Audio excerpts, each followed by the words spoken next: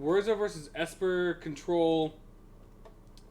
It's actually control matchups are usually not good for us. And you're not running Teferi, huh? Mm. Yeah, because I've seen a Whirza list here and there run Teferi. Use usually the blue-white versions because they're using stone forges now. Yeah. And they're definitely more on the control side as opposed to like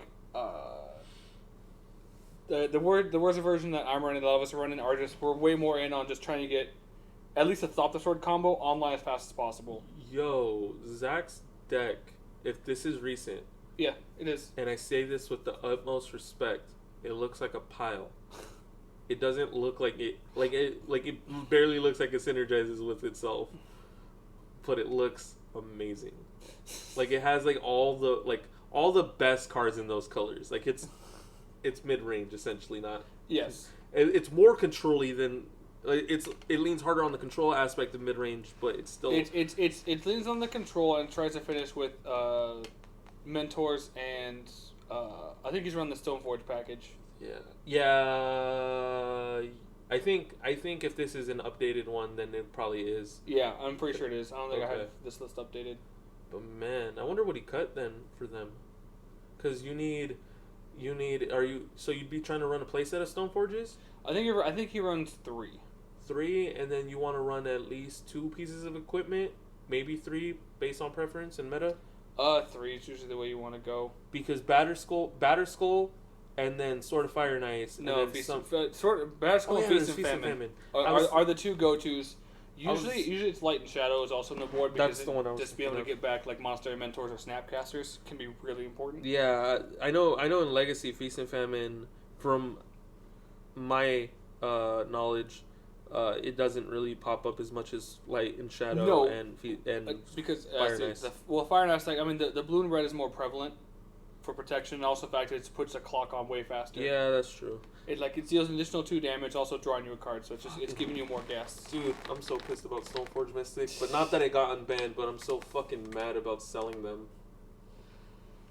I mean, like they didn't unban it when we all thought they were. So, dude, I legit thought it was never gonna get unbanned. Like I was cool with that. I had accepted it because I was like, it doesn't affect me now. And you get me? Like, yeah.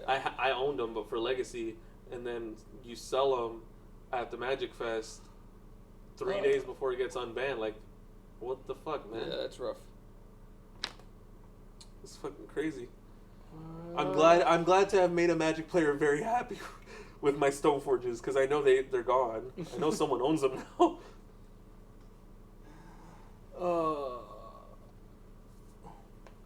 I just want to see Zach slam down a Monastery Mentor and just protect it. Yeah, no, yeah. So the Feast and Famine is more prevalent in Modern because there's more BGX decks. Yeah, that's fair.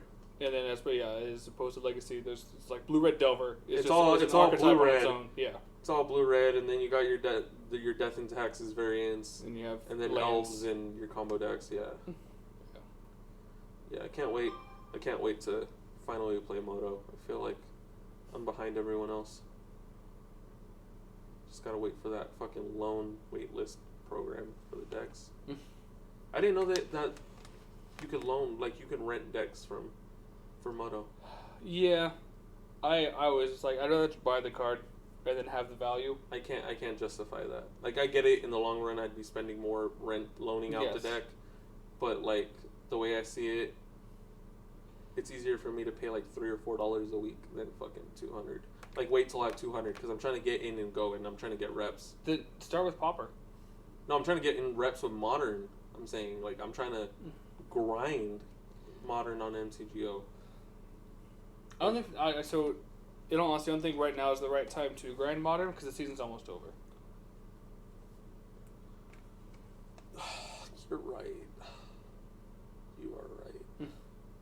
Because rotation's coming, and then everyone's gonna want to try the new standard and. Yeah, well, I say because after the MCQ in Spokane, then the season changes to standard. Yeah, no, that's cool. I get that. I need to figure out what I want to build for standard. I need to see if I want to build a deck for standard because it's pretty much reliant on if anyone else is. I mean, or if we're gonna grind any events or something. I mean, so the Portland standard. So I mean, that's something. I probably won't do the main event though on that one. Yeah, I'm probably the same. I already scratched that itch. Half our combos online. Hell yeah. So you got Thopter Foundry. Well, isn't it a 3-card combo? So the infinite combo is Thopter Foundry, Sword, Urza. Like you have a combo with Thopter Sword or with the other piece. But I mean that's only really what your mana allows. Right, but I said we have an Urza in hand. So like off the top, Opal would be the best. He's like Inquisition. I'm like you can only take a Whir. Ooh, Manus having the Whir is really good too. Because we could have just next turn Word for the Sword, and then played Urza after that, and been fine. Yeah, let's ask the Whirza player. How did you feel when that happened? You were like, I don't give a shit. For what? About did you feel bad about losing the Whir? Because knowing that you had the 2 Urzas in hand. But it still doesn't feel great. It was getting Opal. Yo, dog, you have expeditions? I have a Water Grave right now, but yes. That's dope. That's what's up. I'm eventually going to foil out the deck. I want to do that, but I need to figure out which deck I want to do that, because I can't afford to do it. Damping Sphere. It either have to be Vizier or Spirits, and I want to say Spirits, but Spirits I know won't always be good. Or won't. That deck will eventually go obsolete. So then just get the key piece. I mean, because the non-key piece of the deck shouldn't be expensive foil, right? Like maybe the captains. Oh, for Vizier? For Spirits. Spirits doesn't run Captain, Ranger Captain. No, Ranger Droxel? Yeah. They're all the foils are like $10. So I say, I mean, $20. It's not that much of an investment. Yeah, but it's like I don't know. I mean, like obviously, like the. Let's talk about first world problems. Yeah. Obviously, the. Why do I want to buy a Hierarchs. shiny card that's more expensive when I already have the actual card? You get me? Like. Yeah. No, I love Whirza, and so I'm like, yeah, it's just I'm definitely just. No, I respect it. I like that's a cool thing about Magic, that you can like pick your arts for your shocks, and you can pick your arts for your basics, and you know there's different arts for certain cards, and you can foil them out, and you can like just really put what your priorities are as a player. Like you know that if you're playing against the foil deck, or you see a bunch of foils come out, that you're playing a dedicated player of that deck. Yes. I like seeing those things across the table. It's little things like that don't really have much to do with the gameplay itself that makes Magic such an enjoyable game. Yep. All right. So looks like it's another Opal. So we have Urza. So we're gonna cast it. He's like trigger on the stack. It's like we're gonna path it. And he got the construct. Well, so it's trigger on stack. I was pulling it out there for that. So I'm like, So that's when I was like, trigger on the stack. It's trigger on the stack. So now I'm thinking, I want to cast the ball in my hand. I don't have the extra mana to do it because of the Damping Sphere on the board. Okay. So I'm like, if I float a mana and then stack the Damping Sphere to the Thopter Foundry, it lets me play the Mishra's Bauble. Also gives me an additional blocker if I need it. And so I'm like, all right, cool. That's what happens. So I'm like, all right, go get my basic land. So we have a second Urza in the hand. So I'm like, at this point, we're like, all right, I see the Feign of Thoughtseize and we're good to go. So I'm like, Bauble. So I gotta pay one more. And I'm like, no, I don't. He's like, oh, because you sacked it. And I was like, yes. I play this deck enough. I know the interactions I have to do. So like, it's not a great spot for me. It's like, oh, I'm gonna Bauble your upkeep. Well, I didn't turn on fetching. Okay. I don't know how many gameplay videos I've seen with your deck. I get the basic gist of the deck, but why my mind goes blank when it's time. Like if you were to pop quiz me right now, I was like, how does the Thopter Sword interaction work in conjunction with Urza? I'll fucking drop like every fucking time. Fucking cows start mooing in my head.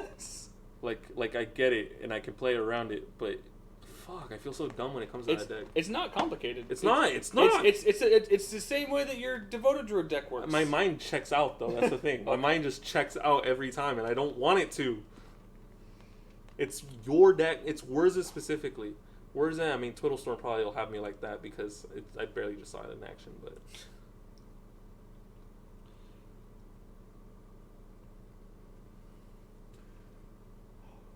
So he doesn't have triple blue, so I don't have to worry about Cryptic Command. Or he does triple blue, so he does triple blue. So if he passes turn, I have to worry about Cryptic Command. If he plays a land, he could equip the Batterskull 2 Stoneforge, but that does tap him out.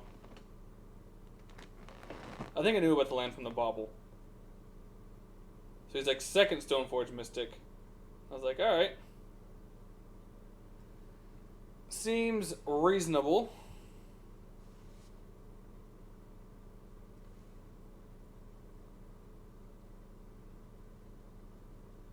And then he gets a Sophie. Sophie's a really, really good one against us. Oh, yeah. Because our Thopters are blue. Pro Thopter. Effectively, yes.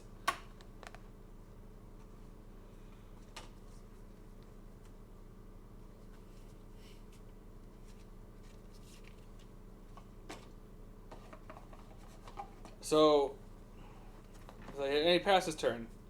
So we're like, all right.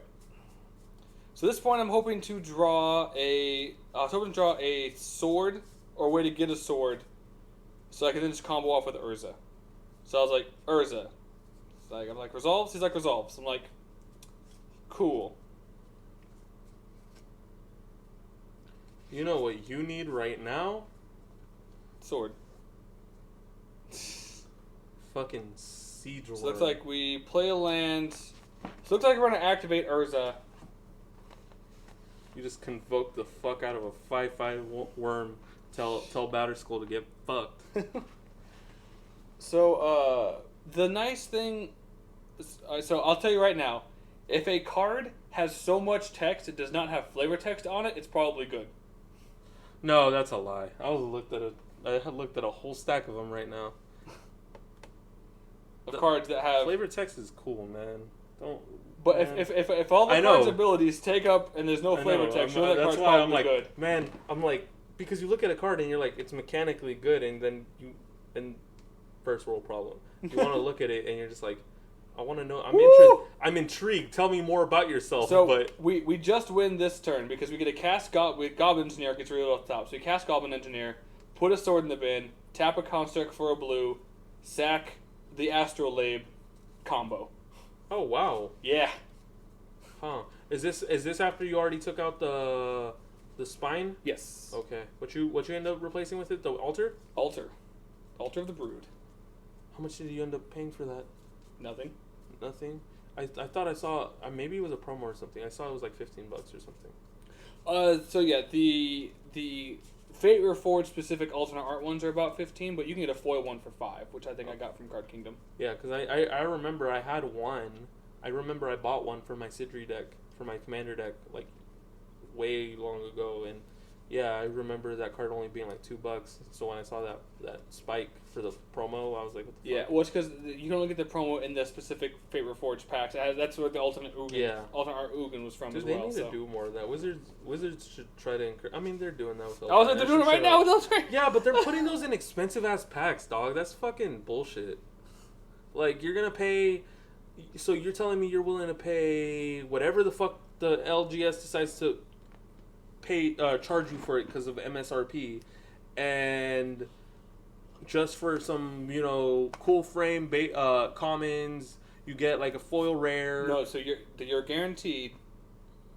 Because they're all foils for the most part, right? Yes, they're all foils, and then you're gonna get a guaranteed borderless rare mythic, and then I think an alternate art. I don't remember the exact. Is Once Upon a Time getting one of those? Do you know? Probably not. I'm pretty sure it's just the rares. Oh, dog! I would have bought that shit up, dude. Tell me why. So, have you noticed that so some of the frames for the Throne of the Eldraine one have like the storybook thing, right? Mm-hmm.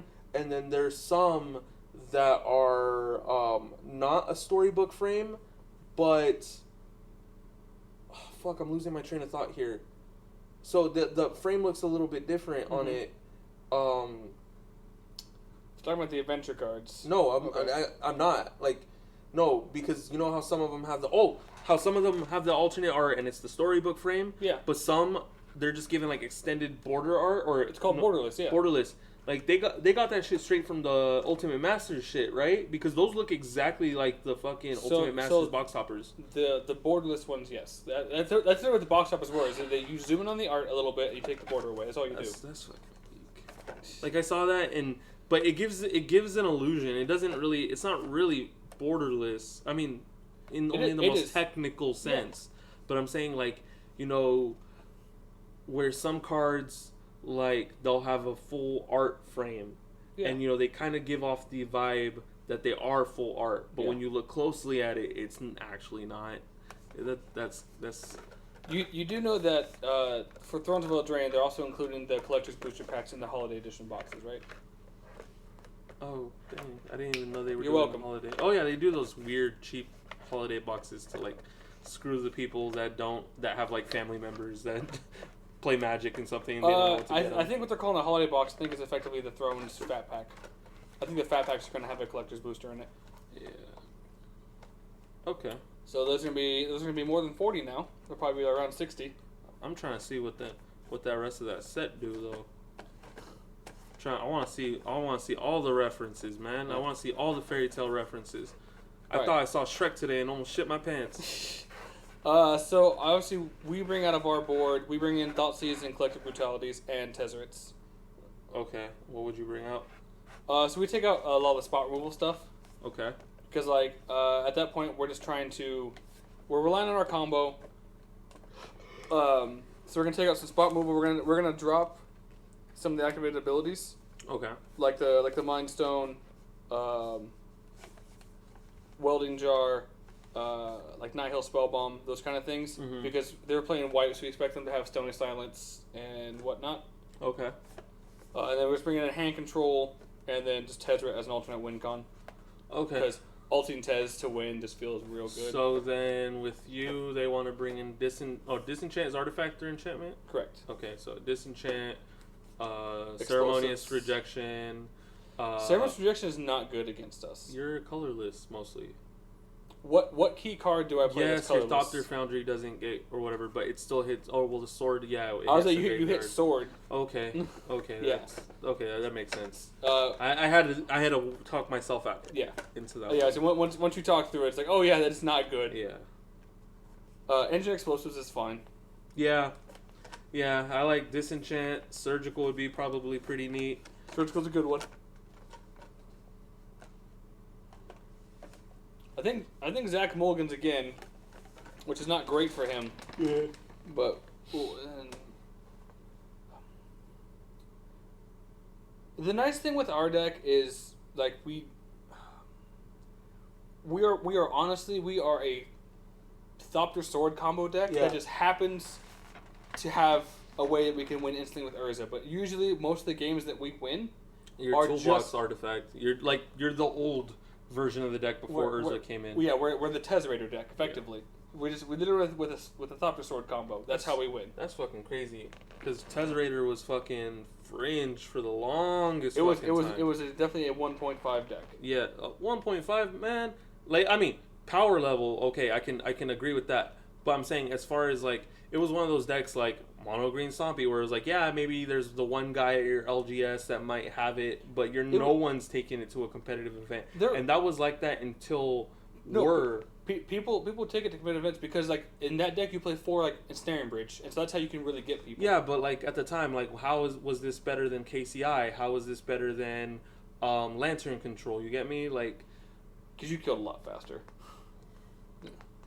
I mean, I guess I can understand.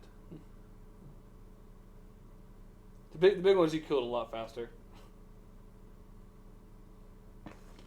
Like, you played against Lantern Control. You know how long it takes to kill somebody.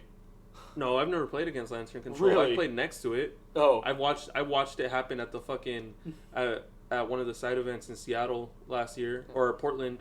I watched over and the guy didn't understand that he was locked out of the game. And it was weird because I was literally sitting next to him and I wanted to tell him, like, dude, literally, you're done. Yeah. Like, but you couldn't. That's the other thing I really, really like about Astrolabe is it lets us not take damage from lands like Spire. So, like, float a colorless, filter it in through the Astrolabe for a black, boom, here's a Thopter Foundry. Which he didn't counter, which is really good for me. So how many basics do you run? 6? I believe with the newest update I have, I believe we're running 7 basics. 5 island, 1 swamp, 1 mountain. Okay. So like Blood Moon decks don't affect us too badly. Okay, so also the fact that we have Opals and Astrolabes. Okay. Yeah, I've seen a lot of decks, like especially Moto lists, not really in person, run Astrolabe, and obviously you need to run a snow sub theme for that. Yes. How have you been liking that as opposed to like not like going back to just regular basics the snow thing is like a huge thing for your deck, right? It's not a huge thing. It's one of those just like here's a 1-drop artifact that's gonna draw you a card and filter. But I'm saying okay. Like if it wasn't required for snow, we wouldn't run snow. The only reason we run snow is for that. Yeah. We started also running snow at the time because of Dead of Winter. Okay. Oh yeah. I remember. But we've all kind of gone away from that. Okay, that's fair. So do you actively fetch for snow covered ones then? If I have an Astrolabe in hand, yes, because I want to turn 1 Astrolabe, put it on the board, draw a card, fix my mana as soon as I can. Okay. Like I'm trying to understand it too because like I asked you and a few other people about the Ice Fang Quaddle in Spirits, for example, which like I know like I wanted to like on the Spirit. Okay, what's going on? We're in for 2 to get a sword. It's just like fantastic because we have an Urza in hand, so he has a white up. So it's like okay, you literally like have to have the path. He has to have the path. All right. So it looks like we drew an opal. Oh man, get that metal craft, dog. Yeah. So it's like we're fetch shock. Get a mountain or something. No, I think we just flex on. Like we usually never do that. I'm like flex. What a dick. Expedition Watery Grave. What a dick. Yeah, I guarantee you on some expeditions you're gonna make it more of a priority to get people to see them. Alright, so I'm like Urza. So she's like, okay, I'm like trigger on the stack. I'm like, I'm gonna float the 3. And I'm like, I'm gonna cast Urza. He's like, well, you're still 1 short. And I was like, oh, hold on. There's the opal. He's like, oh, okay. He's like, good game. Respect. Yeah. So, usually I never feel confident in that match, in a control match, because it's not a great one for us. Yeah. But that one we just ended up getting pretty lucky, because we got the gob off the top in the first one, off the Urza ability. Damn, these games have